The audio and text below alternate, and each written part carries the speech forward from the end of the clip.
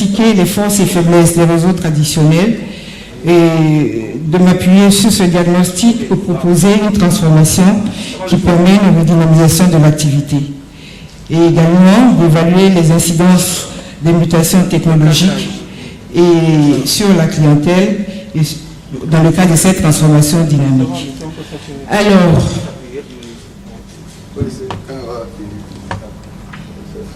nous avons articulé, disons, nos travaux autour de 3 points.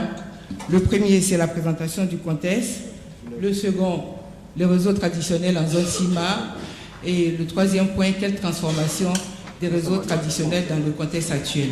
Dans les termes de référence, nous avions 15 minutes. Mais comme là, on nous signale que c'est 10 minutes, on va essayer de faire l'économie sur le premier point, qui est la présentation du contexte, dans lequel nous voulions juste mettre en relief la progression dynamique de la croissance par opposition au taux de la pauvreté qui reste constant et qui, cumulé à d'autres facteurs, agit sur le taux de pénétration de l'assurance. Donc je pense que sur ce point, on va avancer rapidement et aller directement au point 2, le réseau traditionnel en zone CIMA. Alors, qu'entend-on par réseau traditionnel? C'est l'article 501 du Code des assurances qui, lorsqu'il énumère les personnes autorisées à présenter les opérations d'assurance, cite ces différentes personnes. Alors, on a les courtiers d'abord, ensuite les agents généraux, puis les bureaux directs et ceux qu'on appelle en général nos mandataires, c'est-à-dire des personnes qui sont rémunérées à la commission. Alors, on avait pensé, quand on regarde au niveau mondial, que cette catégorie de personnes, dans ce réseau traditionnel, allait disparaître face à la montée des nouvelles technologies. Il n'en est rien quand on regarde la part de primes collectées au niveau mondial. Aujourd'hui, on a, disons, 60 à 70% de ces primes qui proviennent de ce réseau. Et mieux, lorsqu'on descend dans la zone CIMA, le schéma, il reste identique. Je prends juste le cas du courtage. Dans la plupart de nos marchés, plus de 50 à 60% des primes sont collectées uniquement par les courtiers. C'est pour signaler l'importance de ce réseau traditionnel. Lorsqu'on dresse un panorama, on constate que les agents généraux et les bureaux directs qui représentent, disons, la compagnie d'assurance, par leurs actes, engagent directement la compagnie d'assurance. Les courtiers, quant à eux, ils ont un rôle vis-à-vis de leurs clients qu'ils conseillent. Et en termes de dispersion, on constate que tous ces acteurs de ce réseau sont logés dans les zones urbaines, ce qui d'office exclut une grande partie de la population de leur champ d'action. En poursuivant toujours le diagnostic de ce réseau traditionnel, c'est vrai, on leur reconnaît des forces parce qu'ils maîtrisent les clients et ils dominent le marché, mais il y a également beaucoup de faiblesses. Et je crois que c'est sur ça que nous allons insister un peu plus. On avait essayé de les regrouper, mais je pense que dans l'ensemble, la faiblesse se retrouve sur tous les acteurs. Alors, ce qu'il y a en commun, c'est d'abord la mauvaise image vis-à-vis des clients, du fait de la mauvaise gestion du sinistre. Lorsqu'on vend, on est présent, mais au moment du sinistre, on n'est plus là. C'est la formation, on l'a dit hier, qui est quasi inexistante ou inadéquate. C'est le système d'information qui est peu élaboré. Et de façon spécifique, en ce qui concerne les agents généraux et les courtiers, ce sont les mauvaises relations avec les compagnies d'assurance du fait de mauvaises pratiques, le dumping, la fraude, l'abus de position dominante qui se traduit en général par des surcommissionnements déguisés. On aura le temps d'en parler un peu plus en atelier. Et on constate également une absence de plan d'affaires et des difficultés à innover et à s'adapter. Mais il faut souligner qu'au niveau externe, ce réseau aujourd'hui bénéficie de beaucoup d'opportunités, notamment l'arrivée du digital. Et on note que si rien n'est fait, il y a des menaces qui existent. C'est l'émergence du réseau de distribution alternatif, et ils sont là aujourd'hui, et également la mutation de la société parce que de plus en plus, les gens comprennent à quoi sert véritablement un intermédiaire. Et donc, il faut qu'ils puissent réellement se transformer pour pouvoir améliorer leur performance. Alors, quelle transformation des réseaux traditionnels dans le contexte actuel? Pour nous, il faut d'abord repenser la distribution de produits d'assurance pour pouvoir repenser le rôle du réseau traditionnel. Alors, ça veut dire quoi? Pardon. Attends, je recule. Ah, je suis... Alors, excusez-moi, je suis un peu perdu. Voilà. Donc, alors, dans le cadre dans le cadre de la vente d'un produit d'assurance, on a estimé, c'est la réalité, il y a une série d'activités additionnelles, mais que malheureusement on ne voit pas. On voit en général le point 3, c'est-à-dire la conclusion du contrat, c'est-à-dire la signature, l'émission, le paiement de la prime. Mais il y a toute une série d'activités additionnelles qu'on a énumérées ici, la collecte d'informations, le processus de choix d'un produit et surtout le service après-vente. Et lorsqu'on a demandé lors d'une enquête à des agents généraux et à des courtiers français comment est-ce qu'ils définissaient leur métier, la réponse c'était que c'était un métier de prestataire de services et de conseil. Et je crois que c'est cette approche qui doit être adaptée par tous les acteurs du secteur traditionnel.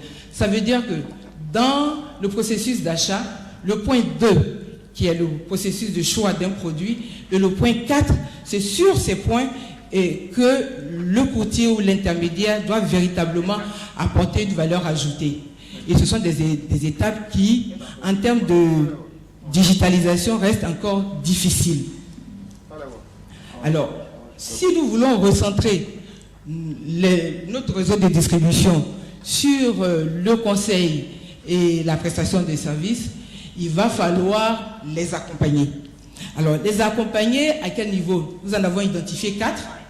D'abord, renforcer la réglementation. En second, former. Troisième position, mettre des outils à leur disposition. Et en quatrième position, assainir les relations assureurs et intermédiaires.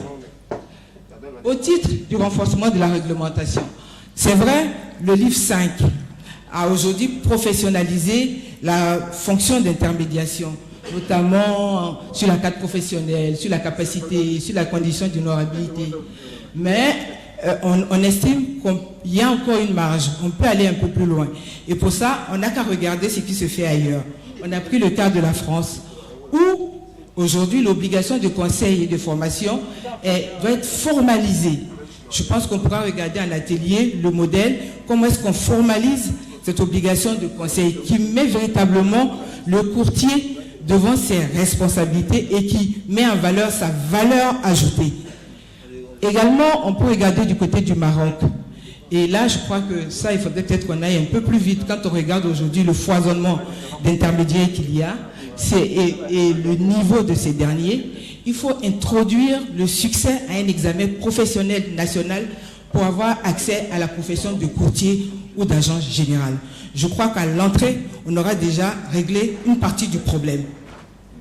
Alors, pour être efficace, c'est vrai, il y a le livre 5, il y a ces nouvelles mesures que nous proposons, mais ces mesures ne peuvent être efficaces que si il y a un contrôle strict et que les sanctions qui en découlent sont véritablement appliquées. Là, je fais un clin d'œil à notre autorité de tutelle pour vraiment attirer leur attention sur le devoir de contrôle qui leur incombe. Sur la formation, alors, je vais aller vite. Non, aujourd'hui, c'est la journée des femmes, je vais abuser un peu. Sur la formation, je crois que sur la formation, nous, les compagnies, nous avons notre réseau qu'on peut appeler captif, disons, les agents généraux, plus les agents mandataires. Mais pour ceux-là, on a l'obligation de les former. On a l'obligation de les former parce qu'ils nous engagent directement. Et lorsqu'on regarde même dans le Code des assurances à l'article 512, parce que c'est ceux-là pour exercer leur travail, ils ont besoin d'avoir une carte professionnelle. La carte professionnelle, normalement, elle est délivrée pour 2 ans et elle est renouvelable. On pourrait, à l'issue de ces 2 ans, conditionner le renouvellement à des formations avant de procéder au renouvellement. Je crois qu'ailleurs, ça se fait dans certaines organisations professionnelles. On va aller vite en disant que la formation, c'est vrai, doit porter sur le métier, sur les techniques commerciales. Et voilà. Ensuite, sur les outils à mettre à la disposition des intermédiaires. Je crois que tout ce qu'on dit, ça ne sert à rien si on reste toujours dans la méthode d'Acaï. Quand je commençais ce boulot, on attendait qu'une demande de cotation vienne d'abord par le fax et ensuite on répondait. Aujourd'hui, les choses ont évolué, c'est par mail. Mais je pense qu'on peut aller encore un peu plus loin en mettant vraiment en place de bonnes mesures pour pouvoir de gouvernance, notamment le manuel de procédure qu'on peut qu'on peut intégrer dans nos relations avec notre réseau captif. Mais également un système d'information intégré. Je voudrais juste souligner le cas du pool TPV qui aujourd'hui connaît une bonne progression de son chiffre d'affaires pour la simple raison que tous les acteurs qui interviennent sont sur un système et donc on a pu limiter la faute et faire avancer nos réalisations. Mais également, nous-mêmes, nos compagnies, nous devons pousser nos systèmes d'information en y intégrant des logiciels aujourd'hui qui travaillent sur le client, ce sont les CRM. Donc, on pourrait dire qu'à terme, on ne parlera plus seulement de chiffre d'affaires, mais de rentabilité. Alors, dans les outils, bon, ça on peut passer dessus. Dans le 4e et le dernier, c'est sur l'amélioration de la relation assureur-intermédiaire. Pour nous, elle passe essentiellement par la mise en place d'un cadre de concertation entre les assureurs et les intermédiaires. Je le dis parce que ailleurs, le code de déontologie, les usages des courtiers, tout cela a été élaboré dans le cadre de l'organisation professionnelle. Et si ici il n'y en a pas, c'est vrai qu'on aura toujours toutes les pratiques qu'on a dénoncées dans les faiblesses. Et juste pour souligner que au niveau de la Côte d'Ivoire, un exemple encore pour être un peu plus pratique, l'Ancarci, c'est vrai, l'Ancarci existe, mais combien de personnes sont adhérentes à l'Ancarci? Ils ne s'y reconnaissent pas du tout. Donc il faudrait peut-être trouver un système comme ce qui se fait pour les assureurs, pour que d'office ils puissent être membres de ces associations-là. Et c'est là que nous pourrons ensemble développer sur le développement du secteur. Alors juste un petit mot sur le digital pour dire que c'est vrai, il commence à émerger, mais les intermédiaires ne doivent pas le craindre. Ils doivent toujours, au contraire, plutôt capitaliser dessus, notamment au niveau de la collecte d'informations, au niveau du paiement des prix et au niveau même opérationnel. Voilà. En conclusion, je dirais que si le développement de l'assurance dans la zone CIMA ne peut se faire sans les réseaux traditionnels, nous avons besoin de les accompagner sur les points que j'ai énumérés tout à l'heure, le renforcement de la réglementation, la formation, la mise en place d'outils adéquats dans le cadre de travail, la création d'un cadre de concertation et également que les courtiers, même, il faut qu'ils prennent conscience de leur rôle dans la chaîne des valeurs et pour que rapidement ils intègrent toutes ces formations pour qu'ils saisissent l'opportunité du digital pour améliorer leurs prestations pour la satisfaction du client et le bénéfice de tout le secteur d'assurance. Je vous remercie.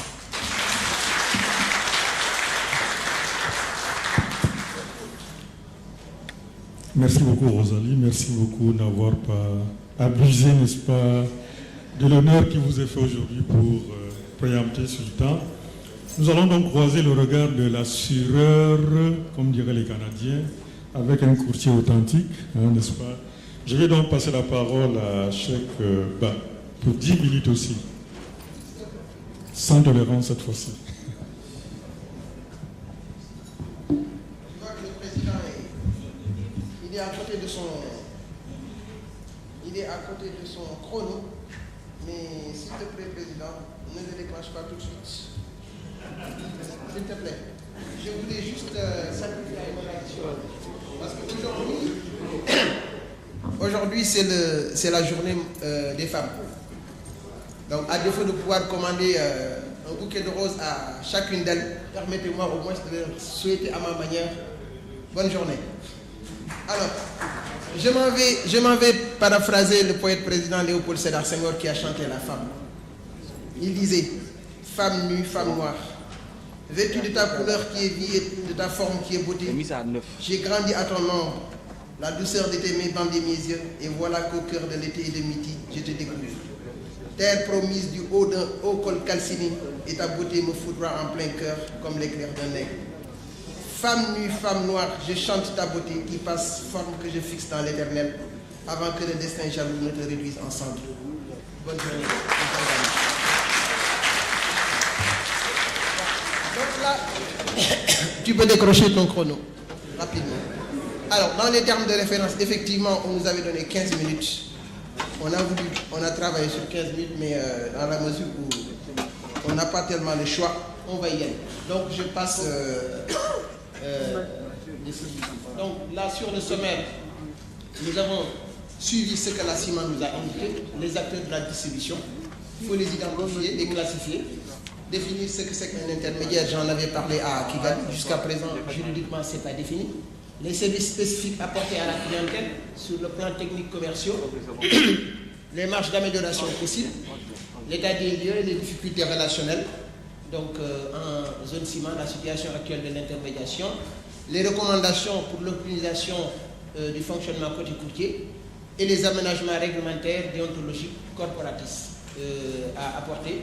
Et ensuite, maintenant, la nécessité donc, de transformer la distribution face aux nouvelles technologies. Je passe rapidement donc en zone ciment, comme dans la plupart des législations, il y a 4 types d'intermédiaires qui sont définis. Les agents généraux, les courtiers, les personnes physiques salariées, les personnes physiques non salariées. Mais dans la pratique, on se rend compte que les opérations d'assurance peuvent être également présentées par toutes sortes d'intermédiaires, tels que les banques, les fournisseurs de cartes de crédit, les organismes financiers, les distributeurs dans la téléphonie, l'automobile, etc. Donc, la distribution de l'assurance n'est donc plus le seul apanage des intermédiaires traditionnels que nous sommes. Et comme la plupart des réglementations permettent une certaine souplesse, les consommateurs ont un choix d'intermédiaires assez diversifié. Alors, rapidement sur la définition de l'assurance, comme je l'ai dit à Kigali, l'intermédiation en assurance n'est pas légalement définie en zone ciment. Et c'était le cas en France jusqu'en 2005, où donc le législateur avait négligé cette activité assez importante.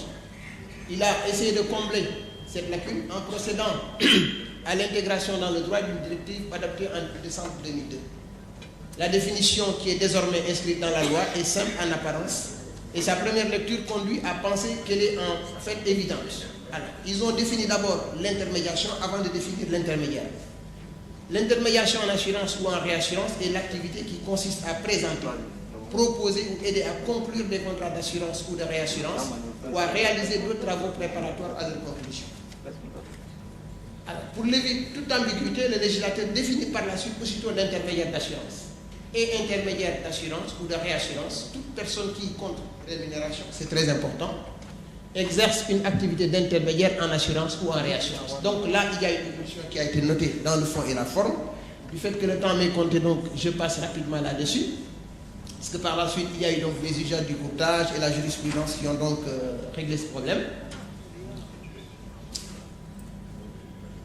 Alors, je vais venir très rapidement sur les aspects techniques et commerciaux. Donc, au-delà de ces aspects réglementaires qu'on a évoqués tantôt, le métier d'intermédiaire ne s'exerce pas de la même manière selon le type de clientèle, un particulier ou bien les professionnels, la taille des clients. Pour les PME, PMI, grandes entreprises, il y a des courtiers qui sont spécialisés. La spécialisation dans un domaine spécifique, il y a des courtiers qui sont spécialisés en transport ou en aviation. Alors, de ce fait, donc, le démarchage commercial, la gestion des produits vont être propres à chaque type de clientèle. De plus, les exigences de la législation quant à la capacité des personnes présentes à des opérations d'assurance s'inscrivent dans la protection de l'assuré. Et je vais insister sur le fait que notre métier n'est pas de vendre seulement, c'est avant tout l'analyse et le conseil. Ça, je pense que c'est quelque chose de très important. On a précédemment vu donc que l'intermédiaire n'est pas et ne doit pas être un simple vendeur d'assurance. L'assurance n'est pas un produit neutre et a un impact plus que sensible sur la protection. Le conseil, l'analyse, l'accompagnement du client tout au long de la vie du contrat sont l'essence même du métier d'intermédiaire. Mais il faut se dire que les autorités et la loi ne peuvent pas tout faire. Nous autres intermédiaires également, nous avons un rôle à jouer. Les produits proposés par les assureurs se sont améliorés au fil des années. Même si on voit encore des contrats obsolètes peu adaptés aux besoins réels des clients, et les intermédiaires ont un rôle fondamental à jouer à ce niveau-là. Alors, il faut également repenser la nature de la relation avec le client. J'ai l'habitude de le dire, l'assurance est un acte de commerce. Le client n'est pas un assujetti à l'assurance. Le client, ces risques évoluent, donc les produits doivent suivre cette évolution. Et j'ai l'habitude de comparer le rôle du courtier au rôle du médecin. Le courtier d'assurance, il doit diagnostiquer, analyser et faire la prescription. Ou bien peut-être le styliste qui vous choisit votre tissu, qui vous prend les mesures et qui vous taille le costume à vos besoins spécifiques. De même, l'assurance est également un ensemble de services achetés par le client, notamment en cas de sinistre, et ça je le dis à mes assureurs. Le client a besoin de conseils, de soutien et non pas d'une instruction à charge de son dossier pour réduire au maximum l'indemnité. Relativement négatif de l'intermédiation en Afrique, si on s'en tient aux apparences, ce n'est guère très encourageant. Les sujets de préoccupation principalement sont les suivants. Certains clients ne voient pas ou plus l'intérêt d'utiliser un courtier. La qualité et mauvaise gestion des sinistres. Les assureurs sont de plus en plus tentés de proposer leurs services en direct, ce qui constitue non seulement une concurrence déloyale à la profession, mais également prive la clientèle d'un conseil objectif et indépendant. Beaucoup de personnes pensent aussi que le métier de courtier est facile dans notre zone. On assiste à la création tout azimut de nombreux petits cabinets qui viennent alourdir le marché sans apport. Montrer qu'il y avait 2700 courtiers dans la zone, mais en réalité, il y a plus de 10 000 qui prolifèrent dans la zone. Bien sûr, sortir de cette spirale est possible par la restructuration du marché de l'intermédiation, qui passe par une relecture, une application stricte des dispositions du livre 5 du Code civil. Il faudra en effet développer une autre culture de l'intermédiation. Il ne doit plus se contenter comme de simples vendeurs d'assurance rémunérés à la commission, mais de véritables partenaires stratégiques de leurs clients. Ceci peut paraître banal, bien entendu, sous un angle de vue occidental, bien que cette révolution culturelle soit loin d'être effectuée partout en Occident. Mais cela prend tout son sens en Afrique, où beaucoup trop de courtiers sont des simples percepteurs de commissions n'apportant aucune valeur ajoutée. L'image qu'ils donnent de la profession est très négative. Ça, je veux faire un diagnostic sans complaisance. Or, il convient de souligner aussi deux points essentiels. Les entreprises africaines ont beaucoup évolué dans leur management et sont réellement très demandeurs de services et de conseils. Parallèlement, elles évoluent aujourd'hui dans un environnement de plus en plus international, ce qui les mène à avoir une vision plus globale et stratégique de le risque. Parce qu'il y a des entreprises internationales qui viennent concurrencer nos entreprises localement. Pour toutes ces raisons, les courtiers devront procéder à une transformation en profondeur de leurs offres de services et être véritablement actifs dans l'évolution de l'approche des risques, tout en étant réellement indépendants des assureurs. Savoir concevoir, proposer des solutions qui ne passent pas nécessairement par l'assurance, laquelle s'intègre dans un ensemble de réponses à la problématique. Je dis toujours, l'assurance n'est pas la solution universelle. C'est une des solutions qui est donnée à l'entreprise pour régler ses problèmes de sécurité. Il y a donc d'autres moyens. On aura l'occasion de le dire. Être un véritable partenaire pour les assureurs par une approche véritablement professionnelle. Rigueur technique se traduisant dans la qualité de l'information fournie aux assureurs, le suivi des primes, la gestion des sinistres. Le courtier ne doit plus être perçu comme l'adversaire de l'assureur. Il doit être crédible s'il veut réussir dans la mission que lui confie son client pour la défense de ses intérêts. Et les courtiers, s'ils veulent réellement être indépendants, doivent revoir leur mode de rémunération. Ça se fait dans certains marchés. Pratiquer une transparence totale vis-à-vis des clients. Il ne faut pas qu'on ait le complexe de la commission. Le commissionnement tout au moins dans les risques d'entreprise n'est plus satisfaisant car il lie le revenu du courtier à une prime et non à une performance, à une valeur ajoutée. Les courtiers ont donc une responsabilité lourde dans l'avenir de l'assurance. Cela nécessite une transformation de la mentalité des assureurs qui doivent plus concevoir le courtier comme un concurrent, mais plutôt un partenaire. Des mutations importantes donc se profilent à l'horizon et nécessairement des aménagements réglementaires, déontologiques, corporatifs s'imposent pour favoriser l'accompagnement de ces mutations. Mon propos n'est guère de donner des solutions toutes faites, mais d'apporter une contribution basée sur l'expérience. La CIMA a mis en place de bonnes structures réglementaires et législatives qui offrent un cadre de travail assez confortable dans la mesure où ça crée un climat réglementaire propice au développement de l'intermédiation. Cependant, les difficultés sont nombreuses et les progrès lents. Alors, au niveau aménagement réglementaire déontologique, je vais y aller rapidement. Au niveau des contrôles, je pense que les contrôles doivent intégrer la manière dont l'intermédiaire pratique le métier. Ces contrôles doivent être les mêmes, quelle que soit la nature de l'intermédiaire. Courtier, agent bancaire, distributeur, courtier en ligne. Ils peuvent exercer conjointement par les autorités de contrôle et les fédérations d'intermédiaires. Formation. Au-delà de la formation traditionnelle exigée en assurance, il faudrait instaurer des formations spécifiques à la pratique de l'intermédiaire. Comment expliquer l'assurance aux clients, comment les conseiller, comment les assister en cas de sinistre. C'est fondamental. Sur les réformes, c'est aussi l'occasion de procéder à quelques réformes de notre profession. Réformes qui d'ailleurs auraient dû être engagées depuis très longtemps. Agrément, immatriculation de toutes les personnes physiques ou morales présentant des opérations d'assurance. Généralisation de la RC professionnelle à tous les intermédiaires. À l'instar du droit européen, il convient d'inclure un certain nombre de critères qualitatifs tels que le conseil par écrit. Parce que là, on s'engage auprès d'un client. Nous avons une responsabilité pour défaut de conseil que le client pourra exercer. Les assureurs ne doivent plus accepter des affaires de la part d'intermédiaires non agréés. Adhésion obligatoire à des instances professionnelles et un code de déontologie. Formation obligatoire à la fois en assurance et en exercice du métier.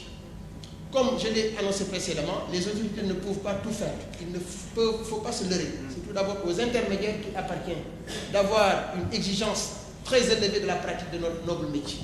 Ils doivent, à travers les instances professionnelles, aussi au niveau local que fédéral, se donner conclusion, agrément, etc., etc. Dans un monde, donc, là, je vais conclure par rapport à la dématérialisation. Je vais faire 2 minutes. Dans un monde dématérialisé, les besoins et les comportements des clients évoluent nécessairement à la pratique de l'intermédiation. On doit s'adapter en fonction de cette nouvelle donne. Le conseil, l'accompagnement du client tout au long de la vie du contrat sont l'essence même du métier d'intermédiaire. La dématérialisation qui implique une recherche de productivité et rentabilité maximale ne doit pas pour autant signifier qu'on laisse le client seul devant son smartphone ou bien sa tablette. Il faut donc repenser la notion de conseil pour les clients en ligne. Cela signifie une mise à disposition quasi permanente de conseils en ligne, compétents, parlant là où les langues du pays, y compris les langues traditionnelles. Mais ce ne sera pas suffisant. Il faut être conscient de la réalité africaine. L'illettrisme est là, je l'ai dit à Kigali, les populations éloignées des centres urbains, et il faudra donc la présence physique. Basiquement, on sait que la dématérialisation de la distribution de l'assurance est possible sur des produits simples, facilement standardisables, dont la gestion est assez facile. Typiquement, ce sont les produits destinés aux populations. Il ne faut pas se leurrer. Ce sera donc l'automobile, l'habitation, pouvant être distribués par de nouveaux types, directs, agents généraux, courtiers, distributeurs de télécom, etc. En ce qui concerne les risques professionnels, la dématérialisation est possible pour les artisans commerçants, profession libérale, c'est-à-dire les risques pouvant entrer dans le cadre de multirisques professionnels avec les critères de souscription à ce stade. Cela ne signifie pas pour autant que les intermédiaires ne pourront pas dématérialiser une partie des services rendus sur ces risques importants, tout en conservant une relation physique. Les clients disposent donc alors de données en temps réel, de statistiques et de reporting. Ça, c'est des demandes de nos clients. On pourra les dématérialiser en mettant en place donc des dispositions au niveau de nos cabinets. On voit donc, loin d'être une menace, je vais terminer par là, dans la mesure où la réglementation sera renforcée comme décrit plus haut, la dématérialisation pour le Web 3.0 présente des opportunités importantes pour les intermédiaires traditionnels que nous sommes. Accès à une plus large clientèle, amélioration, proposition de services nouveaux pour la clientèle existante. La concurrence de nouveaux canaux de distribution n'est pas un souci pour ceux qui savent réagir vite. La dématérialisation est considérée comme une opportunité pour nos métiers et non comme une menace du fait de l'apparition de nouveaux canaux de distribution non traditionnels. Cette fantastique évolution technologique ne peut se faire sans protection accrue des assurés. Merci beaucoup. Vous avez fait vos 15 minutes. Vous avez tenu à faire vos 15 minutes, mais compte tenu du bon hommage que vous avez fait,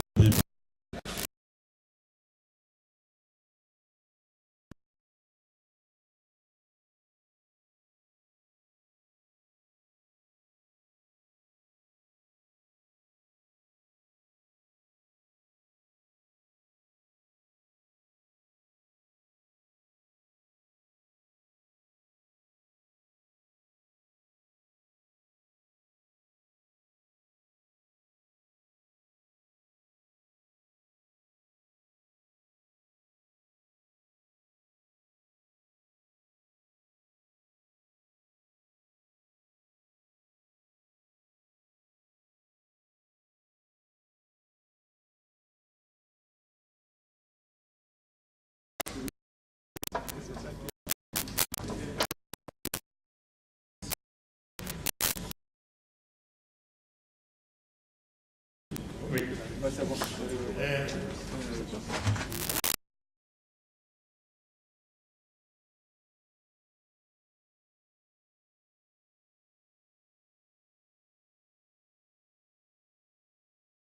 Organiser le plan de notre intervention puisque on avait à la fois la thématique et puis le comment et pourquoi, c'est-à-dire les deux parties qu'il fallait qu'on traite.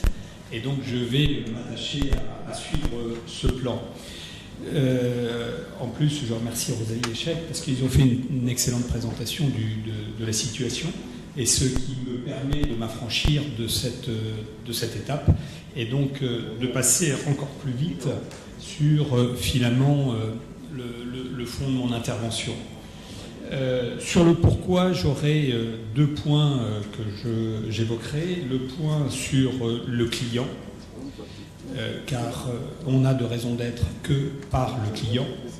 Et deuxièmement, la multicanalité, et j'expliquerai ce que j'entends par multicanalité, et qui permettra de bien voir que par rapport à mes deux précédents intervenants, il n'y a pas opposition, il y a complémentarité.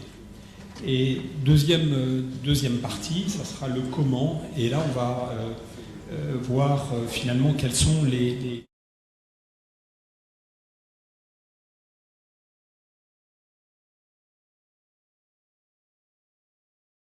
de nombreux intervenants et entre autres de son Excellence le ministre de l'économie et des finances, c'est-à-dire de développer ce marché d'assurance. Car c'est bien quand même là l'objectif qui nous réunit tous, et c'est à condition qu'il se développe que finalement on atteindra nos objectifs. Et enfin une petite conclusion, il y aura exactement le nombre de slides qu'indiqué dans le plan, c'est-à-dire 5 slides, donc je pense pouvoir respecter le timing. Pourquoi finalement on se pose toutes ces questions? Pourquoi on est à se dire ça fonctionne pas? Je crois qu'il est impératif de revenir sur une notion qui nous fait tous vivre, c'est le client. Et en permanence, je serai, comme on le dit, client-centrique, c'est-à-dire que je me concentrerai sur le client et à l'aune de ce regard vers le client, en essayant de penser pourquoi le client fait ça ou ne fait pas ça, pourquoi il achète de l'assurance ou pourquoi il n'en achète pas, ça déterminera pour moi ma conduite. C'est-à-dire la manière d'approcher le sujet. Peu importe la manière dont on s'organise, l'objectif c'est de répondre à une attente, de répondre à un besoin et de faire en sorte que le client comprenne qu'il a plus intérêt à s'assurer qu'à ne pas s'assurer. Et donc, il faut bien prendre en compte l'évolution aujourd'hui des attentes du client ou des modalités de consommation du client. Premier point, le client d'aujourd'hui n'est pas le client d'hier. Alors je parle essentiellement sur tout ce qui est produits de masse, donc essentiellement sur tous les clients particuliers, mais c'est aussi un peu vrai sur les petites entreprises, les TPE, les artisans, les commerçants et potentiellement les plus grosses entreprises. Donc je crois qu'aujourd'hui, le client, il est multiforme. Il est multiforme parce qu'il veut être l'acteur même de son choix. Il veut également être expert, il se dit expert, il va chercher sur Internet, il va regarder, il va essayer de comprendre. C'est aussi un client qui se de plus en plus responsable, contrairement à ce qu'on croit. Le client a une vraie responsabilité par rapport à l'engagement qu'il prend. Et quand il prend conscience de cet environnement-là, il est le premier finalement à être attentif à ce qu'il souscrit et comment il le souscrit. Et troisième point, il se veut autonome, c'est-à-dire autonome dans sa décision, c'est-à-dire être capable de comprendre pourquoi il fait tel choix ou tel choix.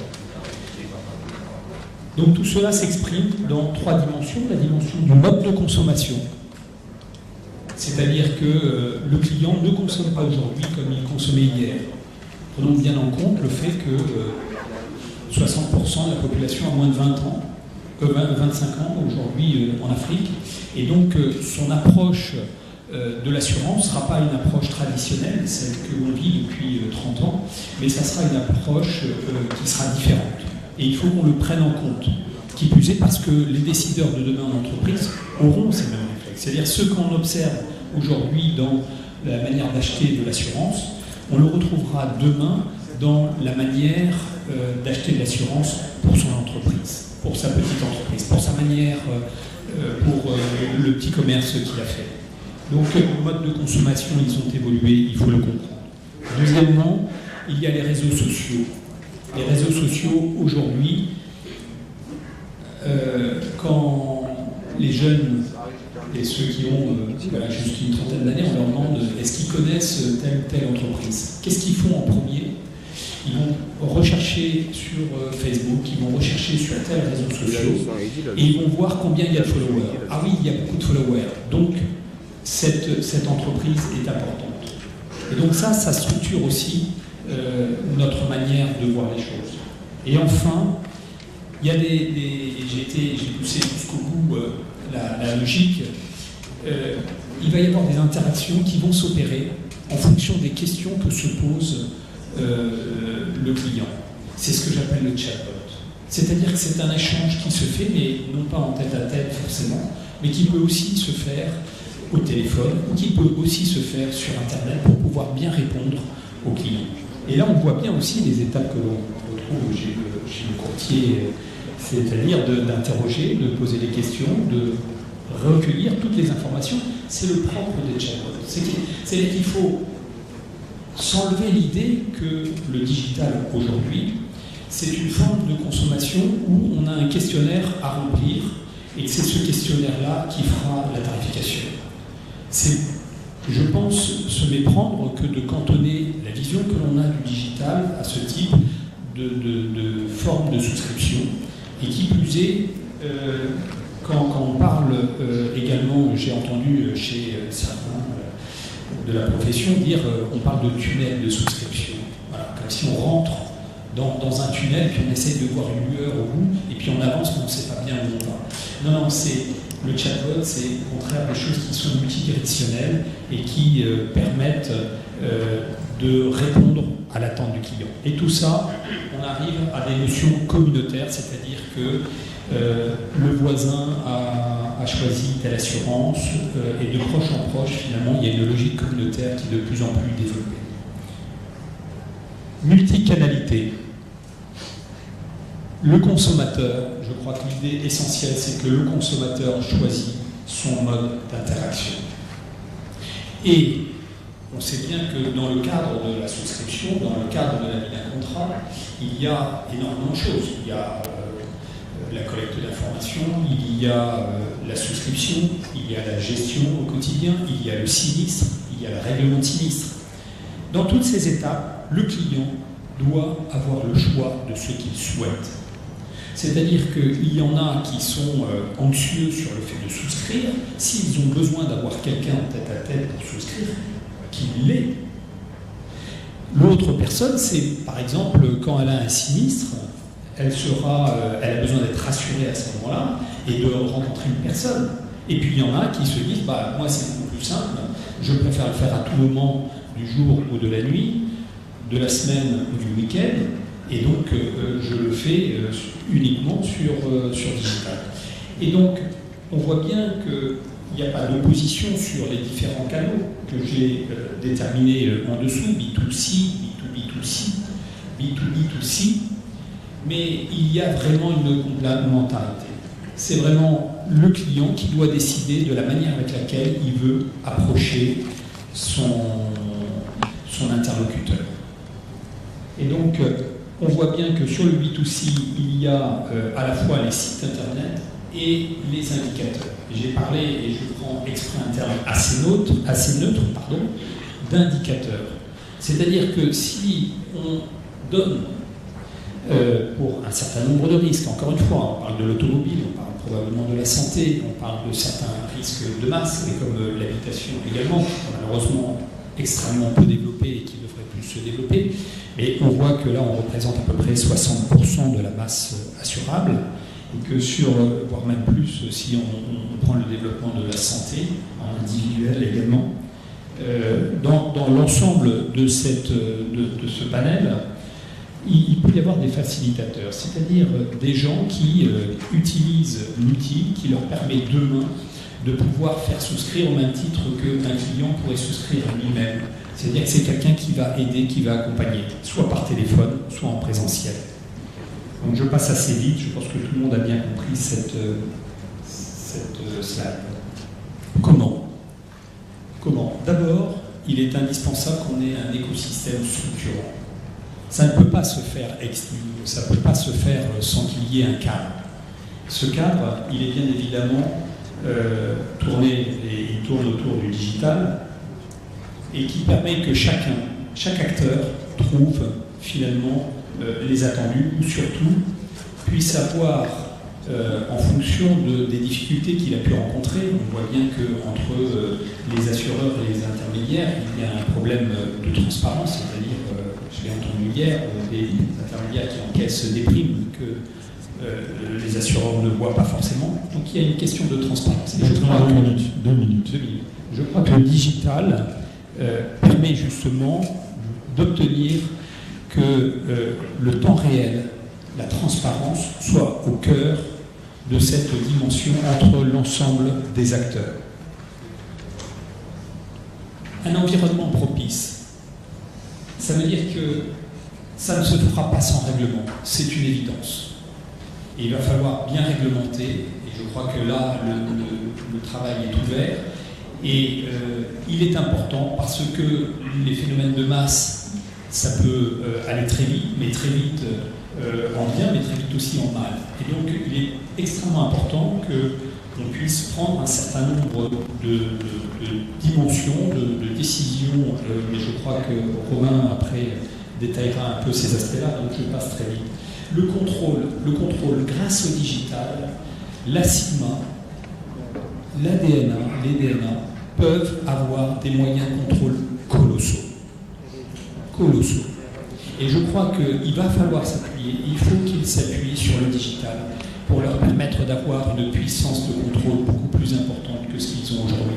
Et si je prends un exemple extrêmement simple qui va relier les trois acteurs qui sont décrits ici, CIGMA, DNA d'une part, force publique d'autre part, et les assureurs également, c'est par exemple sur l'attestation d'assurance.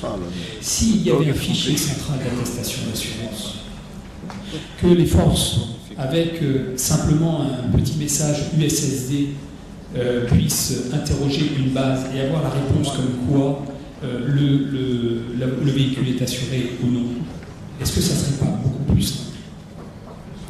Est-ce que ça ne permettrait pas à la CIMA de pouvoir avoir ce fichier d'une part et puis le fichier d'autre part de l'ensemble des parcs assurés par les assureurs et en comparant les deux, voir s'il y en a qui font de l'attestation, de la fausse attestation. Donc prenons bien le digital comme un moyen qui permet de pouvoir créer plus de transparence et de pouvoir à chacun. Les assureurs, les réseaux, je passe très vite. L'objectif est bien ce que j'évoquais, c'est-à-dire la croissance. Enfin, je crois que, pour reprendre un terme, on va vers l'obsolescence programmée des produits. Les attentes, les besoins, on est dans un rythme qui n'est plus le même que ce qu'il était. On ne peut plus avoir un produit automobile qui tient pendant 5 ans, 10 ans. Ce n'est plus vrai. Les critères de tarification évoluent très vite. On est sur un temps court. Si on ne prend pas en compte cette vitesse d'évolution extrêmement rapide, si on n'arrive pas à avoir un time to market, certains assureurs sont entre 12 et 18 mois pour les meilleurs, pour mettre un nouveau produit en route dans leur système d'information. Conclusion. Alors qu'en principe, il faudrait... Oui, juste une minute. C'est l'avant-dernier slide. Donc, il faut impérativement que les systèmes d'information arrivent à avoir une vitesse de rotation qui est aussi rapide que celle de l'évolution de la consommation. Et si ça, ce n'est pas fait, les produits seront inadaptés et les clients ne retrouveront pas leur compte dans les produits d'assurance. Conclusion. Tu vois, à quelques instants près, je te suis. L'assurance je serais tenté de dire qu'il faut savoir entrer dans une nouvelle économie. On a évoqué hier un certain nombre de métriques qui nous semblaient assez étonnants, pour ne pas dire perturbants, quand des compagnies ont plus de 50% de frais généraux. Et c'est vrai qu'aujourd'hui, pour travailler déjà avec quelques compagnies, j'essaye de pousser pour qu'elles puissent réduire leur charge de structure. Ce que je fais, c'est inutile que d'autres le refassent après manuellement dans une compagnie. C'est ça qui coûte. Il faut transformer cet aspect-là. C'est-à-dire qu'il faut s'inscrire dans son dette de charge avec la mise en place de DI. Il faut avoir des délégations de gestion qui permettent de faire en sorte que ce qui est fait par les uns ne soit pas fait par les autres, etc., etc. Un enjeu majeur qui est la baisse aussi des impayés en compagnie. Avec l'e-monnaie, c'est payé instantanément. Ce qui n'est pas payé instantanément, ce n'est pas payé. Il n'y a pas d'attestation, il n'y a pas de problème, il n'y a pas de garantie. Et donc il n'y a plus de dépréciation en fin d'année des portefeuilles, soit pour des fautes sur les baisses d'impayés, soit pour des annulations parce que les dossiers ne sont pas complétés. Il n'y a plus de raison, puisque maintenant les dossiers peuvent être complets au moment de la souscription. Enfin, tout ça pour la dynamique que j'évoquais aujourd'hui, c'est-à-dire un point sur lequel j'insisterai pour rebondir sur ce que disait Chèque, la rémunération de la valeur ajoutée. Cette rémunération, elle va aussi vers le client. Elle ne va pas simplement vers les compagnies d'assurance, elle ne va pas non plus que vers les apporteurs. Les clients ont leur part de rémunération. Et la part de rémunération du client, c'est quoi? C'est l'économie qui va faire. Parce que dans tout ce système-là, il faut avoir une approche vertueuse. Et c'est bien parce que le client va avoir des attentes, va déléguer et va faire un certain nombre de choses pour le compte de la compagnie ou du courtier qu'on pourra avoir, il aura sa propre valeur ajoutée. Enfin, ça viendra vers une rentabilité et du coup, forcément une solvabilité plus importante des compagnies, donc une capacité pour elles de faire des nouveaux produits et donc de se développer davantage. Merci.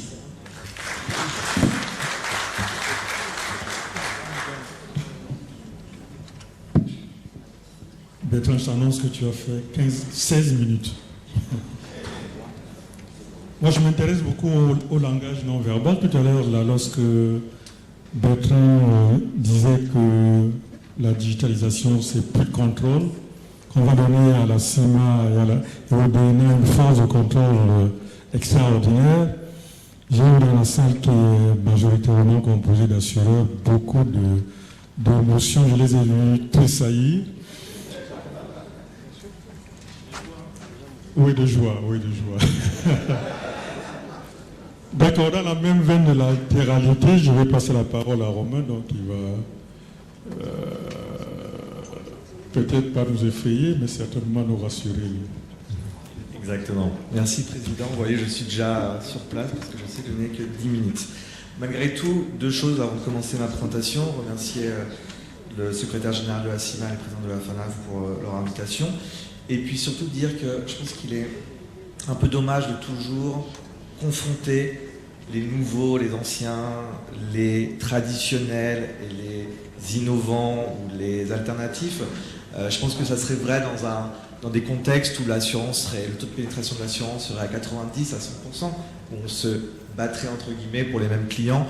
En l'occurrence, dans la zone dans laquelle nous évoluons, je pense qu'il faut voir plutôt les canaux alternatifs, comme je vais vous le présenter, comme une opportunité pour tout le secteur de grandir ensemble et pas les uns contre les autres. En introduction, rapidement, donc la zone CIMA est pour moi à la croisée de deux révolutions. Une révolution digitale qui a changé les modes de consommation, c'est une réalité, on ne peut pas revenir en arrière. Une autre révolution qui est importante, c'est l'aspiration des populations défavorisées à l'inclusion financière et au développement. C'est une formidable opportunité pour le secteur de l'assurance en général de se développer. Encore une fois, le taux de pénétration est aujourd'hui très faible. Nous sommes dans un marché qui potentiellement est énorme et où le chiffre d'affaires est incommensurable. Il y a quand même un risque. Si ce ne sont pas les acteurs qui sont déjà présents sur le continent qui comprennent cela, d'autres acteurs, et on voit que Amazon aux États-Unis est en train de s'intéresser à l'assurance de prêt, d'autres acteurs risquent de nous ubériser. Je crois que c'est une expression qui est revenue souvent à Kigali pendant l'Assemblée générale de la FANAF. Je vais paraphraser un vieux film avec Alain Delon. Il faut que tout change pour que rien ne change finalement. C'est-à-dire qu'il faut que nous-mêmes nous transformions notre paradigme pour rester les acteurs en place demain dans la zone CIMA. Alors je vais passer rapidement sur certains slides, mais quand même, canaux alternatifs, pourquoi et comment? Pourquoi? Aujourd'hui, l'assurance dans la zone CIMA est un marché de niche qui ne répond pas finalement aux premiers besoins de tout secteur. Tout secteur, normalement, répond aux besoins du client. Qui est le client de l'assurance aujourd'hui dans notre zone? Ce sont des personnes avec des revenus confortables, avec des situations socio-économiques, un bagage culturel qui pourrait faire face aux coups durs de la vie. Alors que le premier client de l'assurance, et je crois qu'hier Gildas de Sounou l'avait également souligné, ça devrait être des personnes qui en sont privées et qui font face à des environnements multirisques.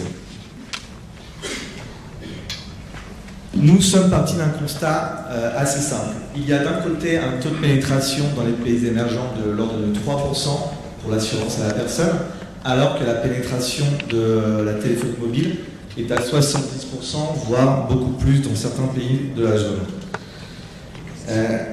Nous estimons qu'il est impossible aujourd'hui aux canaux traditionnels, la manière dont est fait l'assurance aujourd'hui dans la zone, de répondre à ce gap, de combler ces 3% seulement avec une approche traditionnelle.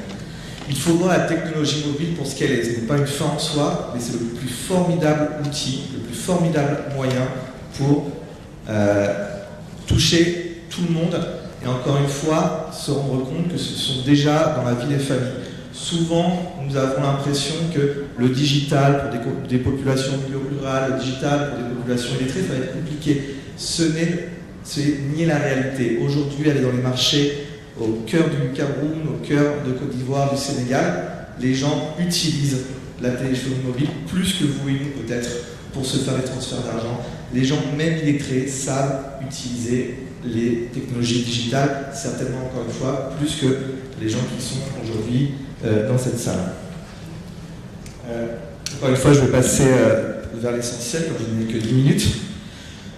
Nous estimons donc que pour répondre au challenge actuel et combler ce gap de l'assurance en Afrique, qu'il faut qu'il y ait 4 composantes essentielles. Premièrement, un partenariat entre des nouveaux acteurs, tels que BIMA, et des MNO, ce qu'on appelle des MNO, des opérateurs de téléphonie mobile, qui ont la base client, qui ont accès à la base client, qui connaissent le client grâce à la data. C'est un partenariat avec des opérateurs téléphoniques et un partenariat avec des assureurs traditionnels qui ont l'expertise de l'assurance, qui ont la connaissance du métier également. Donc le groupe BIMA aujourd'hui, qui est courtier au Sénégal, se place à cette jonction entre l'opérateur téléphonique qui a accès à toute cette population du Sénégal et l'assureur qui nous apporte son expertise et bien sûr la couverture du risque. Ça, c'est une des composantes. La deuxième composante, c'est des plateformes technologiques. Qui dit digital, c'est un nouveau métier, c'est un nouveau secteur. Ça passe avant tout par la qualité des systèmes. Des plateformes qui soient très fiables, très sûres, ce sont des données encore une fois confidentielles, les données clients sont importantes à être traitées de manière efficace. Donc il faut investir massivement dans des systèmes d'information. Et ça, on parle de millions de dollars et pas seulement des petits investissements à droite à gauche. Donc il faut aussi avoir une approche concertée et assez ambitieuse des systèmes d'information. Troisième composante importante, souvent je pense, et Bertrand l'a déjà dit, il y a un peu de confusion sur le digital. On pense que le digital, il n'y a plus personne au bout de la ligne. C'est l'ordinateur qui fait tout. Encore une fois, on estime que surtout pour les populations les plus défavorisées, la présence d'une force de vente conséquente qui soit accessible par call center tous les jours, qui soit sur le terrain, dans les agences des opérateurs téléphoniques, dans les agences des partenaires nationaux, c'est une obligation, c'est très important. Nous, au Sénégal, par exemple, 100% de nos ventes se font après une interaction humaine. Les clients ne peuvent pas s'enregistrer eux-mêmes. Donc ça, je pense que souvent il y a une confusion. Nous sommes digitaux, oui, mais la force humaine, le conseil est au cœur du métier de l'assurance et nous en sommes bien conscients. Et enfin, une quatrième composante qui est essentielle, c'est le produit et l'expérience client. Il faut sortir un peu des schémas préétablis, repenser l'expérience client en prenant en compte les habitudes de consommation. Et encore une fois, seul le digital aujourd'hui peut révolutionner cette expérience client. Donc, ici, c'est un parcours client un peu expliqué. Je ne vais pas rentrer dans le détail, je n'ai que 10 minutes. Mais l'idée, c'est une approche end-to-end qui utilise à chaque étape l'expérience digitale, que ce soit pour segmenter les clients, pour leur offrir le produit le plus intéressant pour eux, une relation directe quand même, comme je dis, donc nous appelons les clients, nous leur expliquons le produit, donc nous formons aussi des jeunes diplômés. Au Sénégal, nous avons un centre d'appel et des agents sur le terrain, on a plus de 120 qui sont des jeunes diplômés de 25 ans d'âge de moyenne. Donc nous contribuons aussi à la formation et à l'éducation de ces jeunes diplômés au métier de l'assurance. Après, et je vais revenir après dessus, via une slide, le cœur du système, c'est la souscription et la distribution de l'assurance. Et puis, contrôle de la qualité des ventes. En effet, donc, encore une fois, le digital ne fait pas tout. Il faut s'assurer que les clients, via une interaction humaine, aient bien compris au bout de 6 mois, au bout de 12 mois, s'ils n'ont pas fait une déclaration de sinistre, par exemple, de quoi ils en retournent, qu'est-ce que le produit leur offre, quel est leur niveau de couverture. Et puis, la finalité, bien sûr, c'est la gestion simplifiée des sinistres.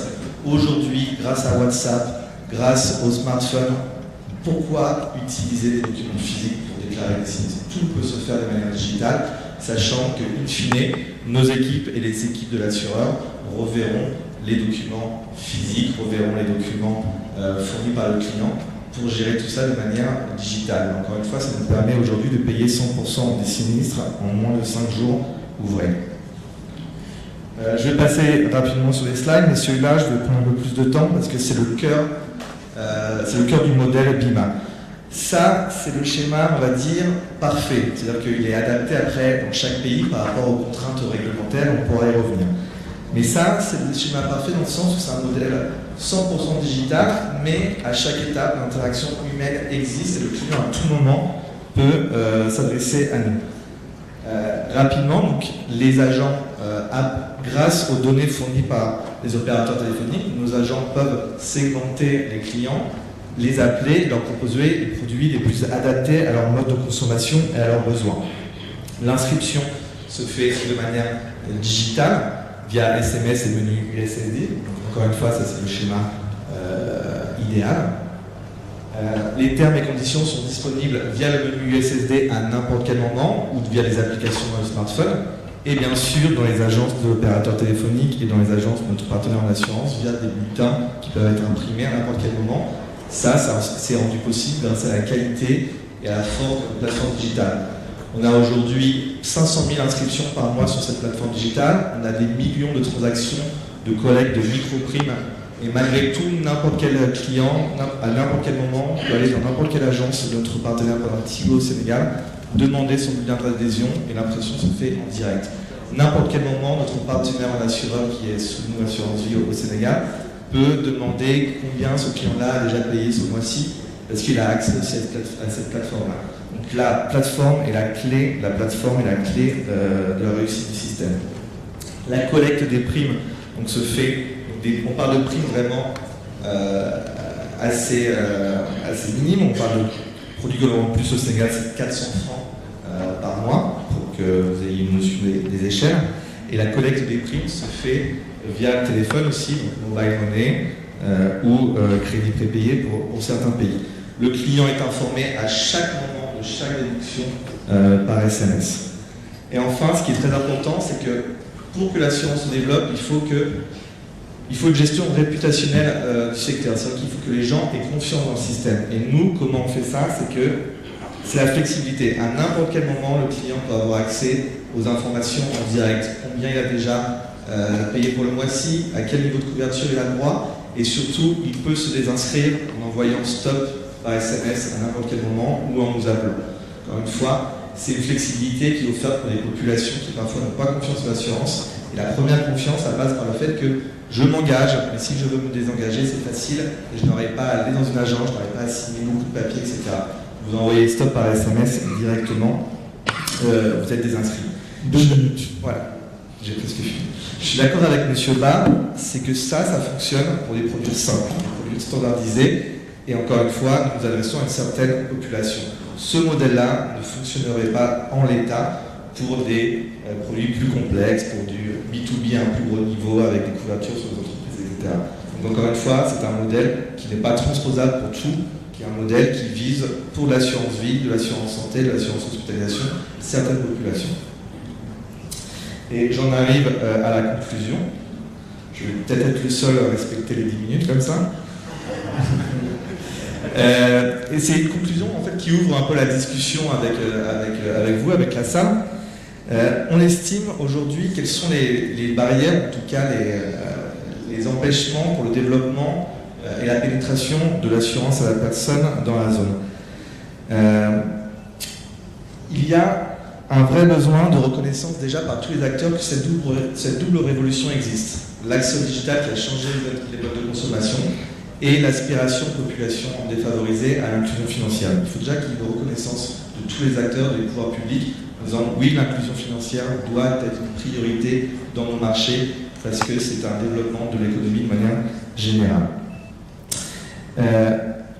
Ce que j'ai déjà dit, c'est qu'il faut arrêter aussi avec ce conflit entre les nouveaux et les anciens, etc. Il faut que les acteurs travaillent ensemble et nous travaillons avec des assureurs traditionnels, avec nous, avec Allianz, qui ne nous voient pas comme une menace, mais comme des partenaires pour atteindre les nouveaux marchés, apporter du nouveau chiffre d'affaires qui n'aurait pas été atteint de toute façon, former des nouvelles personnes, des jeunes à l'expertise de l'assurance qui n'auraient pas reçu ces formations sinon, et éduquer et sensibiliser toutes les populations à l'assurance qui peuvent venir vers nous pour des produits simples et standardisés comme ça, qui demain, grâce au développement des classes moyennes dans la région, iront vers des assureurs et des secteurs plus traditionnels également. C'est un complément. Il faut pour cela qu'il y ait une convergence réglementaire. Il faut comprendre que l'assurance digitale, la micro-assurance ne peut plus être vue seulement sous l'œil du régulateur des assurances. Nous sommes à la convergence de plusieurs régulateurs, les telcos, les télécoms, la banque centrale, les banques centrales et le régulateur de l'assurance. Il faut que ce soit les acteurs professionnels du secteur et le régulateur comprennent qu'il faut un petit peu sortir des schémas des schémas traditionnels pour justement discuter tous ensemble. Nous, on prend toujours l'exemple du Ghana. Au BIMA, au Ghana, on a plus de 1 million de clients actifs par mois, où on a des réunions, pas seulement avec le régulateur de l'assurance, mais tous les mois avec la Banque centrale, sous l'égide du ministère des Finances, et avec les telcos également, qui sont à la même pièce et qui font avancer le système ensemble. Et c'est pour ça que ça fonctionne aussi bien au Ghana. Donc, pour conclure, Président, 2 priorités. Inciter l'offre et booster la demande. J'ai dit que l'assurance mobile, l'assurance digitale, pour fonctionner, a besoin d'un CAPEX important au début, l'investissement dans le système d'information. Après, en termes d'OPEX également, les investissements sont importants. Aujourd'hui, au Sénégal, j'ai plus de 100 agents dans le centre d'appel. C'est un coût assez important. Au Ghana, nous avons plus de 1000 agents sur le terrain dans les centres d'appel. Également, ça a des coûts importants. Donc, nous attendons des régulateurs et des pouvoirs publics des incitations fiscales pour nous aider à nous développer, aider ce secteur-là à se développer en ayant comme objectif, encore une fois, l'inclusion financière. Deuxièmement, pour la région CIMA en particulier, adopter une approche régionale des licences de courtier, des licences de microassurance. Sinon, ce qui va se passer, ce qui se passe déjà, je pense, c'est que les acteurs vont se concentrer sur le Cameroun, la Côte d'Ivoire et le Sénégal. Or, les autres pays, les plus petits pays de la région, ont autant besoin, si ce n'est plus, de tels produits pour participer à l'inclusion financière. Et troisièmement, le régulateur, je pense, de l'assurance peut avoir une vraie plus-value pour nous aider à communiquer au niveau du marché du mass market grâce à des campagnes de communication, des campagnes de sensibilisation de toute la population sur l'assurance. Et pour finaliser, comprendre, adapter, innover, comprendre les habitudes du client qui sont celles qu'elles sont aujourd'hui. On ne va plus changer ces habitudes-là, ce n'est pas les pouvoirs publics qui vont changer les habitudes des clients. Comprendre donc qu'il faut s'adapter, que ce soit aux moyens de paiement qui sont utilisés aujourd'hui. Les gens ne sont plus prêts à signer des chèques, les gens ne sont plus prêts à amener de l'argent liquide dans les agences. Il faut se rendre compte que l'utilisation du mobile money est totalement démocratisée, que l'utilisation de crédit prépayé pour collecter des primes aussi est un vrai plus pour atteindre cette pénétration. Et enfin, ça sera ma conclusion finale, Les régulateurs aussi, que ce soit assurance, banque et telco de la région, devraient également s'inspirer de ce qui fonctionne dans tout le marché pour voir comment aider le système à se développer. Merci beaucoup. Des applaudissements pour vous. Merci. Donc, pas d'opposition, mais complémentarité entre les différents canaux. Pas de querelle entre les anciens et les médias. Le digital est une formidable opportunité, n'est-ce pas, pour le développement de l'assurance en Afrique. Voici donc venu le moment de l'interaction avec vous. Je vous livre tous un peu d'indulgence pour Rosalie, mais les autres, vous pouvez en faire ce que vous voulez. Nous avons 20 minutes de questions et réponses. 20 minutes seulement, malheureusement. Mais je vous assure que vous pourrez avoir accès à toute la documentation, n'est-ce pas, à travers les sites FANAF et CIMA. Donc si vous n'avez pas tout perçu, c'est pas grave, hein, vous pouvez tranquillement revenir là-dessus. Donc je vais prendre une série à chaque fois Monsieur le ministre, je prends 5 questions, oui. Monsieur? Oui. Votre nom? C'est Hassan Rato.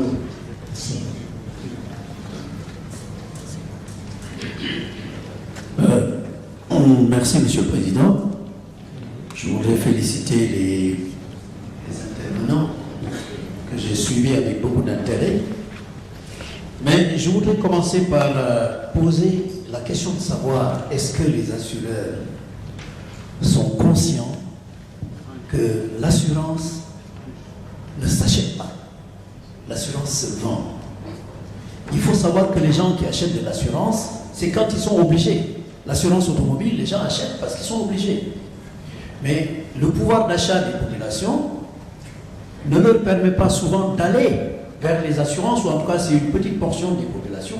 C'est les assureurs qui doivent aller vers les populations pour leur vendre de l'assurance, pour les convaincre d'acheter de l'assurance. Et moi ce que j'ai vu, c'est que généralement dans les compagnies, on n'a pas un service commercial très dynamique, doté de moyens qu'il faut, et stimulé par des commissions pour vendre de l'assurance. Et il y a beaucoup de branches que les populations ne connaissent pas. Parce que s'ils les connaissaient, ils auraient souscrit. Je prends la multirisque habitation, je prends la RC chef de famille, je prends l'individuel accident. Tout ça, les gens ne connaissent même pas l'existence de ces garanties, encore moins le coût, qui n'est pas élevé, mais ils ne savent pas. Quand on ne sait pas, on ne peut pas souscrire. Donc, je demande aux assureurs, est-ce qu'ils sont conscients qu'il faut vendre l'assurance et non pas attendre que les gens viennent acheter? Ça, c'est une question. La deuxième, je voudrais dire que je n'aime pas le mot courtier. J'ai été courtier moi-même, hein, et même étant avocat pendant 10 ans, mon agrément était toujours dans le portefeuille du ministère des Finances. Hein. Je n'aime pas le mot courtier parce que je préfère le mot assureur conseil. Nous apprécions les assureurs conseils, qui sont des intermédiaires, certes, entre les compagnies et le client, mais au moins ils nous conseillent, ils nous assistent dans nos rapports avec la compagnie. C'est extrêmement important. Vous savez, un assureur conseil, c'est quelqu'un qui est aussi bien au service de la compagnie, puisqu'il place des risques là-bas, mais il est également au service du client, puisqu'il conseille le client. Nous apprécions beaucoup, en tout cas au Sénégal, les assureurs conseils qui sont chez nous, qui font un excellent travail, je peux en témoigner, qui nous conseillent parfois même, ils sont pris entre le marteau et l'enclume, c'est-à-dire entre la compagnie qui leur reproche toujours de défendre trop les clients, et les clients qui leur reprochent de ne pas défendre assez, de ne pas les défendre assez vis-à-vis de la compagnie. Donc ils sont entre les deux et ils font un travail excellent. Donc moi j'encourage les assureurs conseils, j'encourage cette profession. Comme l'a dit M. Ba, que je salue parce que c'est grâce à lui que le barreau a des assurances extraordinaires au Sénégal. La maladie groupe, la fraude même artificielle, etc. Ce n'est pas de la publicité que je fais. Je fais un témoignage en tant que consommateur. Avisé. Donc je voudrais pousser les assureurs à être, les courtiers à être plus assureurs conseils que courtiers. Le client Allons-y rapidement. digital, je vais rapidement, le client digital, je ne connais pas cette forme d'assurance qui me paraît virtuelle. Bon, on parle de piment au Sénégal, nous ne connaissons pas piment. Nous ne connaissons pas le produit. Et j'aimerais bien connaître cette compagnie piment que je ne connais pas, qui, je ne sais pas, quelle forme d'assurance on vend, parce qu'à mon avis, c'est du virtuel. On ne connaît pas ces formes d'assurance digitale. Et je me demande comment le contrôle est exercé. J'étais en train de demander à mon voisin à côté, qui est assureur, je me demande comment le contrôle peut s'exercer sur une compagnie qui vend des produits virtuels grâce au téléphone. J'aimerais bien qu'on nous explique quel est ce produit et comment il est contrôlé. En tout cas, je ne suis pas très convaincu par ce produit d'assurance virtuelle. J'aimerais avoir plus d'explications là-dessus. D'accord, merci. Votre voisin. Merci. Monsieur Hassan Rabou, directeur général adjoint de la Star nationale mondiale. Mon intervention concerne la communication sur le réseau traditionnel. Les panélistes ont évoqué pas mal de transformations à opérer au sein de cette activité, mais je pense qu'il y a encore d'autres, qu'il y a quelques autres que j'aimerais bien évoquer, et ça concerne beaucoup plus les compagnies d'assurance, notamment la pression que les intermédiaires font sur les compagnies d'assurance, à la limite même du chantage. D'abord sur le commissionnement. Déjà au niveau de la signature de convention, les taux de commission exigés par les intermédiaires sont trop élevés et ça dépasse parfois même ce qui est arrêté par le ministère en charge des assurances. Et de deux, aussi, le problème de commission occulte qu'on a vu hier, parfois ça vient aussi de ces intermédiaires. Donc, il faut aussi des aménagements dans ce sens. Aussi, parfois, il y a certaines pressions par rapport au règlement commercial des sinistres. C'est-à-dire, parfois, des sinistres qui n'entrent pas en garantie, mais on vous demande de les régler. Sinon, ils vont changer d'avis ou bien prochainement collaborer avec notre compagnie. Donc, c'est ce genre de chantage qu'en compagnie, on reçoit de plus en plus. Et il va falloir des transformations au niveau des intermédiaires. Aussi, la tarification. Parfois, on vous impose un certain tarif. Les gens viennent avec un contrat déjà monté. On vous demande tout simplement de signer. Ça aussi, ça pose énormément de problèmes parce qu'il faut laisser la main libre aux compagnies d'assurance de tarifer eux-mêmes les contrats. Et aussi, il me pose beaucoup de problèmes entre courtiers d'assurance et courtiers de réassurance. Moi, je trouve qu'il faut vraiment scinder ces deux professions. Parfois, vous trouvez un courtier, il va venir pour dire qu'il est un courtier d'assurance et en même temps un courtier de réassurance. C'est-à-dire, il amène l'affaire et il vous demande de le placer auprès d'un réassureur que lui-même il est libre. Et donc, ça biaise un peu les règlements du code ciment, notamment les articles 321. Merci. Merci. De ce côté.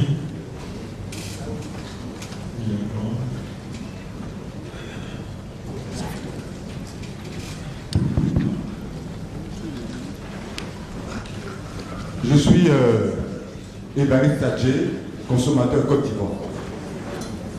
Nous avons essayé de mettre nos pas dans celui du ministre. Excusez-moi, j'ai une légère sciatique là. Donc, il est décidé de séparer d'abord les 4 panélistes. Il est décidé aussi de séparer les courtiers et les assureurs.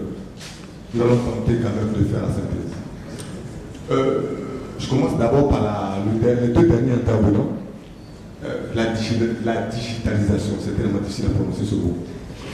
Mais vous savez, je suis d'accord avec le ministre. Ici, déjà, certains assureurs ne décrochent même pas le téléphone.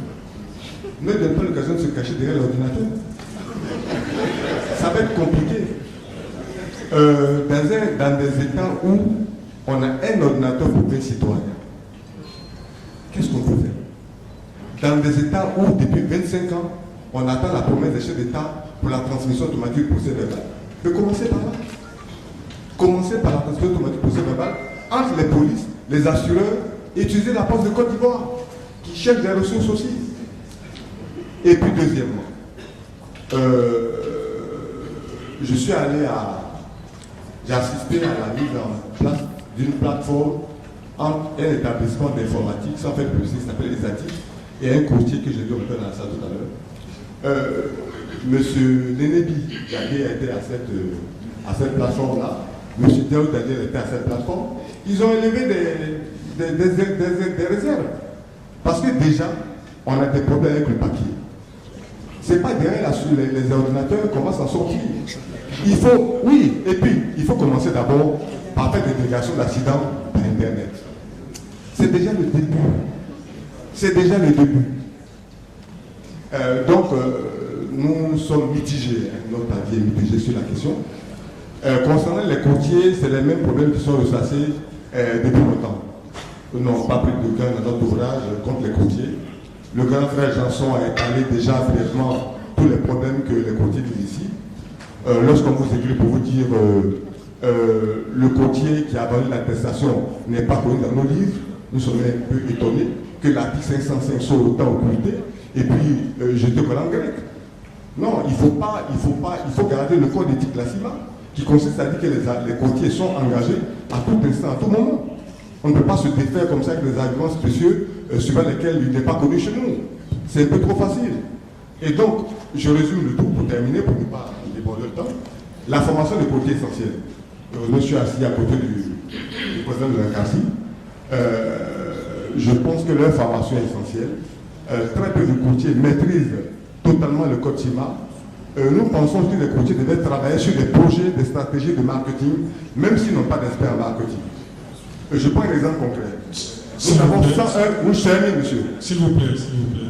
Nous avons 101 bureaux sur le territoire. Les assureurs peuvent l'utiliser pour faire la promotion de leurs produits, pour faire comprendre les assurances aux assurés. Parce que finalement, je termine dessus, tout tourne autour de la confiance à renouveler entre les populations et puis les assureurs. Voilà ce que je voulais dire. D'accord, merci. Le dernier intervenant pour cette série. Soyez bref et concis, s'il vous plaît. Sadio Fokoku, réseau ivoirien des risques maladies. Je me réjouis de ce débat de ce matin parce que c'est un débat qui porte sur un sujet qui est, disons, éminemment important. En ce sens que ce sujet vient résoudre un problème qu'on connaît tous et pour lequel on a du mal à assurer traditionnel, on a du mal à faire notre de toute façon, une chose est certaine, c'est que cette mutation, elle est en train de se faire. Après, selon les explications qu'on a entendues ce matin, on est sur deux marchés totalement différents. D'une part, un marché traditionnel qui a besoin aussi d'adapter son mode de fonctionnement à un monde qui évolue. Et puis, on a un marché qui n'a jamais été servi par les assurances. C'est de cela qu'il s'agit. Et donc, en tant qu'assureur traditionnel, est-ce qu'on veut aller tenter sur ce marché, oui ou non? Si oui, quelles en sont les conditions? Quels sont les investissements qu'il faut pour y aller? Et puis bon, sinon, les nouveaux acteurs qui arrivent, ils prendront tout le marché et demain, on se rendra compte qu'il y avait de l'argent à gagner quelque part, on n'a pas développé. Ok, merci. Je vais revenir à la tribune. Je vais donner à chacun une à 2 minutes, n'est-ce pas, pour répondre. Je crois que chacun saura reconnaître les siens avec les questions. Donc, Romain. Merci. Je sens les réticences et les peurs sur cette nouvelle cette canal alternative. Je comprends que l'économie digitale, la digitalisation, l'accès aux smartphones, etc., peut poser des questions pour ceux qui ont une approche plus traditionnelle du métier de l'assurance. Encore une fois, la dernière intervenante, je suis totalement d'accord avec lui, je pense que c'est important de comprendre qu'on parle de nouveaux marchés, on parle de marchés aujourd'hui qui ne sont plus explorés. Si les pays de la zone CIMA décident, les pouvoirs publics décident que l'inclusion financière, la pénétration de l'assurance et la protection non plus des populations les plus riches, mais aussi des populations défavorisées via l'assurance est un objectif pour le développement des sociétés, alors on estime que pour atteindre ces populations-là, les canaux traditionnels, les agences dans tous les villages du Sénégal, du Côte d'Ivoire, de faire tous les enregistrements par papier, par document, etc., on n'arrivera pas à enregistrer ces millions de personnes aujourd'hui qui sont exclues de l'assurance. Donc ce n'est pas virtuel, on ne parle pas de produits virtuels, on parle de produits d'assurance, tout ce qu'il y a de plus régulé par la direction d'assurance, tout ce qu'il y a de plus régulé et revu par la CIMA, mais on utilise la technologie mobile pour ce qu'elle est, pas comme une fin, mais comme un moyen pour atteindre ces clients-là.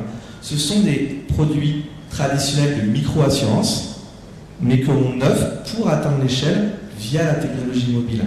Mais BIMA, vous ne connaissez pas BIMA, je vous invite à nous visiter à Dakar, j'en serais ravi. BIMA est un courtier aujourd'hui d'assurance régulé par la direction des assurances au Sénégal. Nous avons été invités plusieurs fois par monsieur le secrétaire général de la CIMA pour discuter du modèle. Nous comprenons qu'il y a des réticences, qu'il y a des incompréhensions, et j'espère qu'à travers ces opportunités telles qu'aujourd'hui, on peut essayer de faire lever quelques réticences. Mais ce n'est pas virtuel, ce sont juste des produits d'assurance qui sont proposés de manière différente pour s'adapter au mode de consommation des familles aujourd'hui et pour répondre à cet objectif que nous croyons primordial pour le développement des pays de la zone, qui est l'inclusion financière. Une minute. Alors je prendrai quelques images. La première, les produits, même s'ils sont vendus par l'intermédiaire du digital, ils existent réellement. Et en l'occurrence, on vend essentiellement des produits automobiles.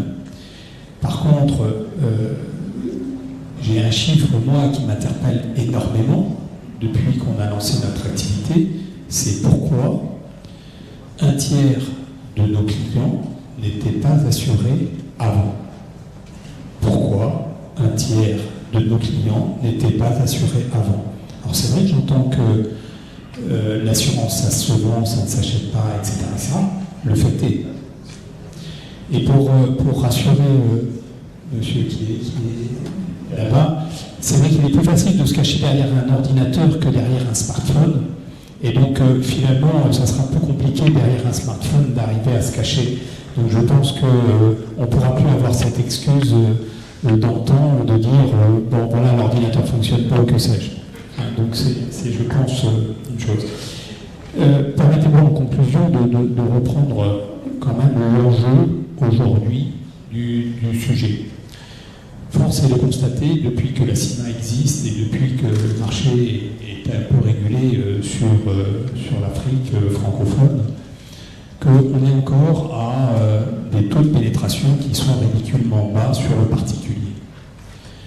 Sachant qu'en plus, quand on dit que les taux de pénétration de l'assurance globalement sont élevés et qu'on voit que dans les pays développés, ou les pays matures en termes d'assurance, le volume d'assurance en particulier représente 70% du volume des primes, là ça représente à peine 20%.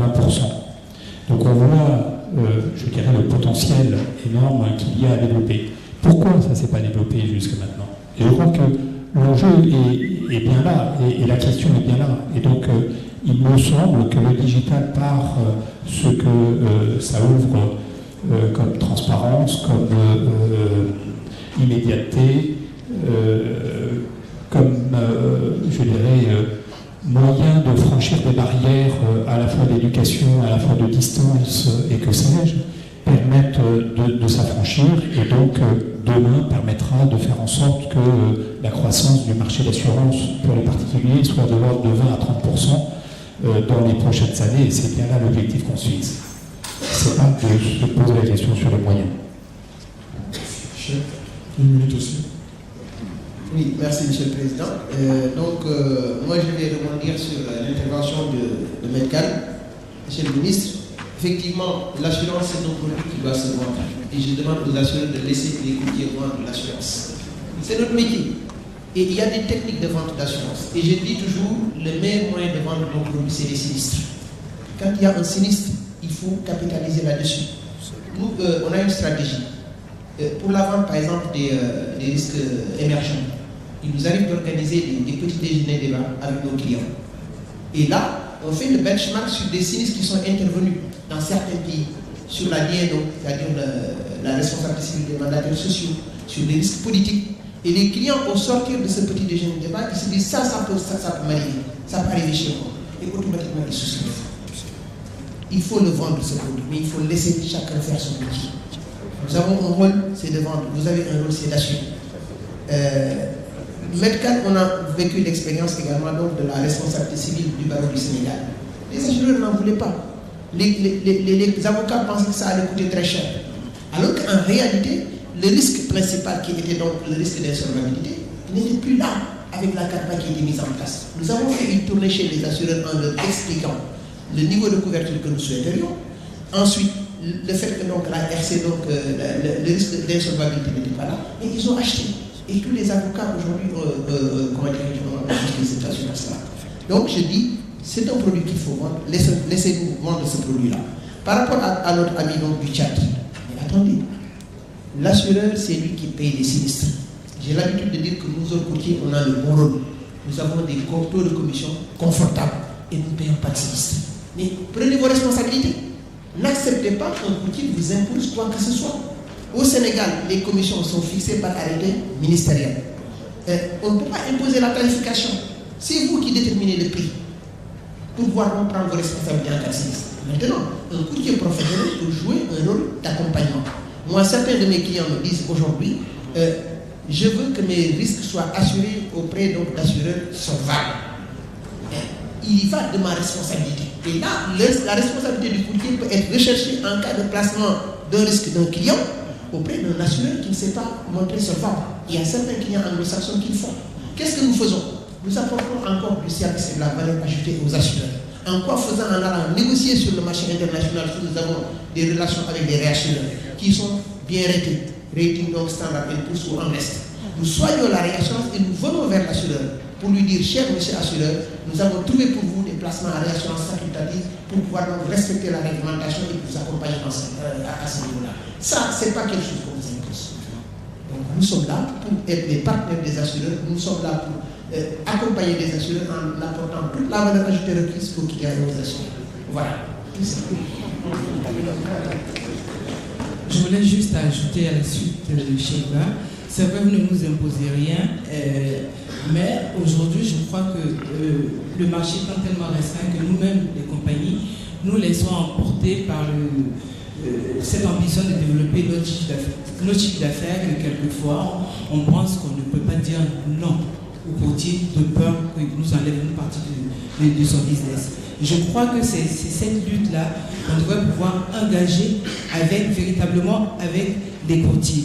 Et pour nous, et comme je reviens encore dessus, c'est le code éthique.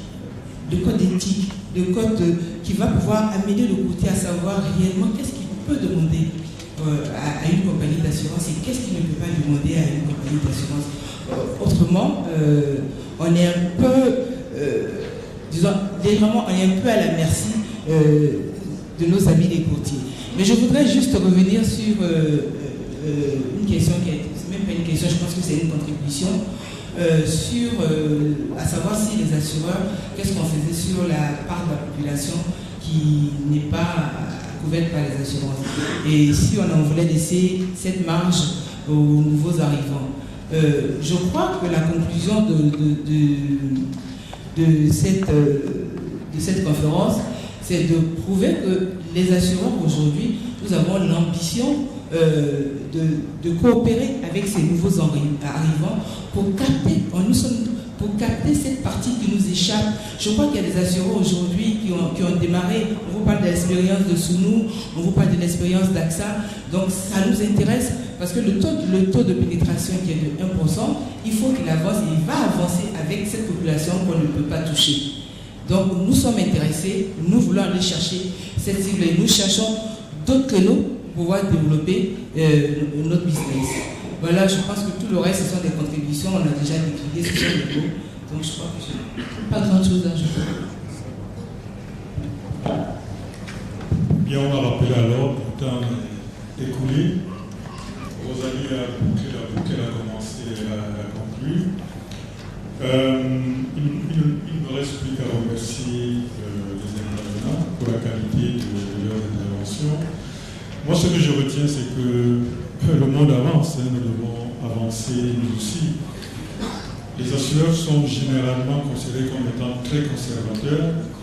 Mais là, on nous a dit à Kigali, ou vous changez ou bien vous disparaissez. Il n'y a pas d'option, il n'y a pas d'option. Donc, on a bien noté les résistances au changement, mais cette fois-ci, nous n'avons pas de choix. Donc, à bon entendeur, salut, ne soyons pas comme les dinosaures qui ont fini par disparaître parce qu'ils n'ont pas voulu s'adapter. Nous n'avons pas d'autre option que de nous adapter. Merci beaucoup. Je vous remercie.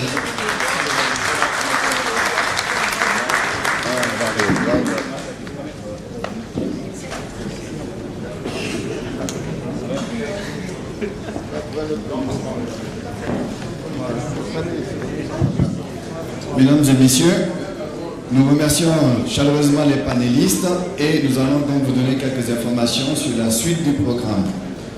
Un carré nous convie à la pause café là immédiatement pour 10 minutes. Nous précisons bien 10 minutes de pause café. Et nous reprenons immédiatement après nos travaux avec le panel numéro 2 sur la micro-assurance. A tout de suite.